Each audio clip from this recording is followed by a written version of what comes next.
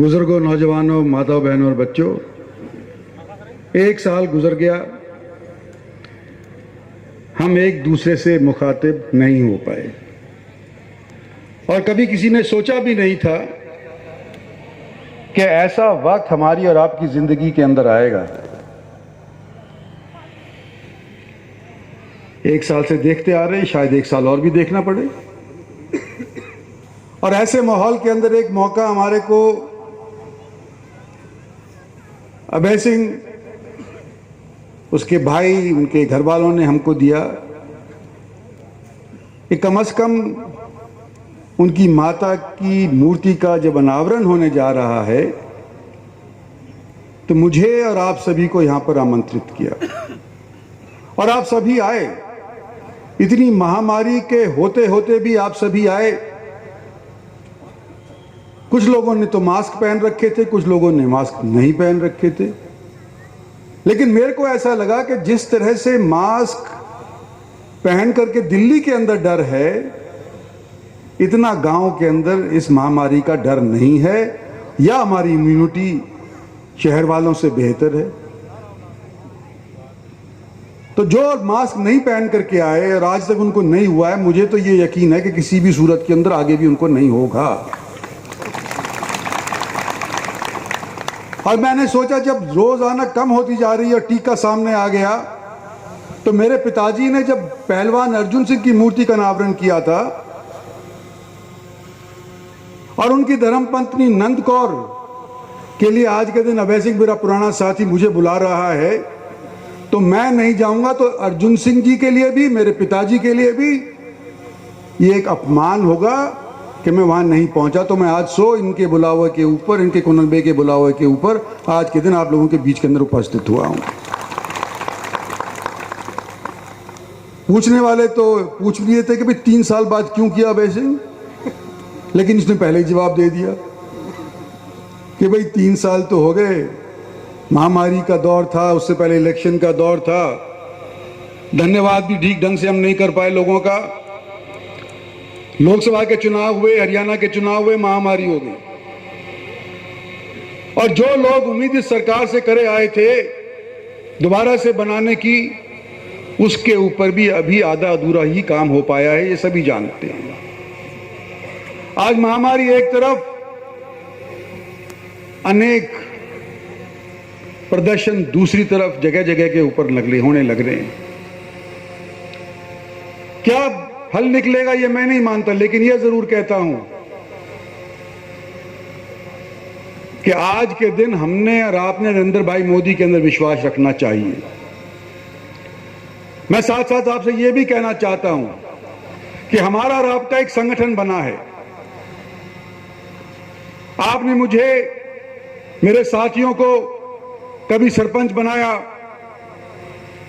कभी एमएलए बनाया, कभी मंत्री बन गए, कभी मेयर बन गए, लेकिन आज के दिन हरियाणा सरकार आज के दिन कार्यरत है। हम और आप तो दिल से जानते हैं कि हमारी वजह से कार्यरत है, नहीं तो हरियाणा के और जगहों के ऊपर तो हरियाणा सरकार को पछाड़ दिया गया था। और जब हमारा इतना भारी योगदान हो और उसके बाद हमारे को उस हिसाब से महत्व ना मिल रहा हो, तो भाई चिंता का तो विषय हर एक के लिए बन ही जाता है, चाहे बुजुर्ग हो, चाहे नौजवान हो, नर हो, नारी हो, सबके लिए चिंता का विषय बन जाता है। और आज यहां पर जिक्र हुआ मानेसर नगर निगम बनने का, और साथ साथ चिंता भी हो गई कि हमारी जेब के अंदर हाथ डाल करके टैक्स के लिए पैसे नहीं ले लेंगे।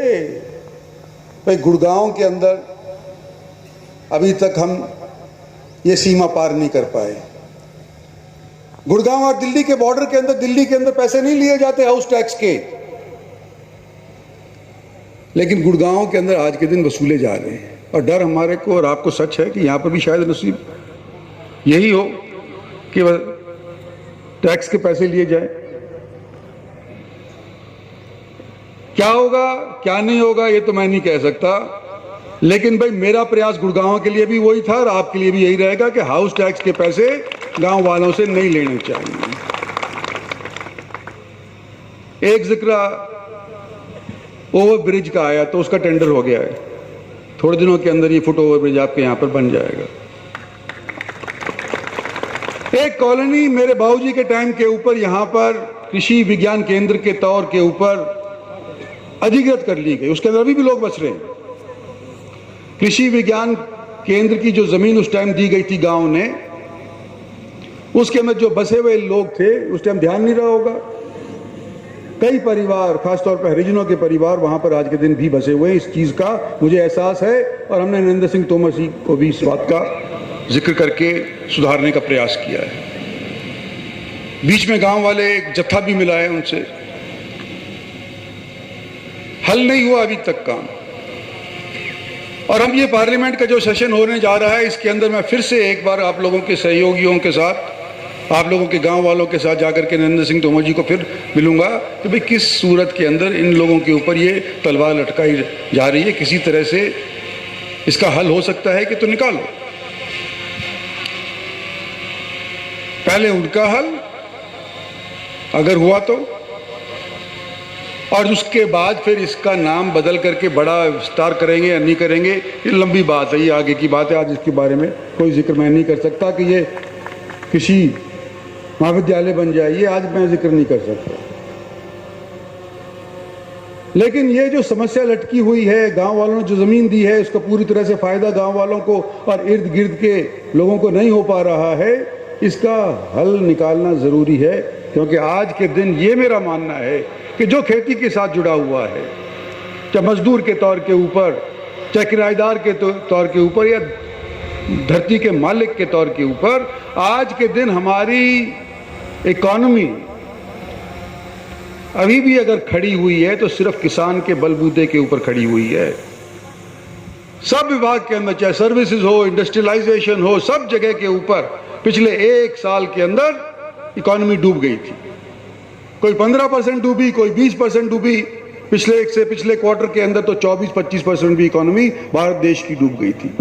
एक अकेला रास्ता देशवासियों को और विश्व को नजर आ रहा था कि हमारे किसान की आय और देश के जीडीपी के लिए उनकी आय के मार्फत जो पॉजिटिविटी आई थी वो 3% पॉजिटिव के अंदर, सब माइनस के अंदर थे। किसान की वजह से 3% फालतू योगदान हमारी जीडीपी के लिए हुआ था।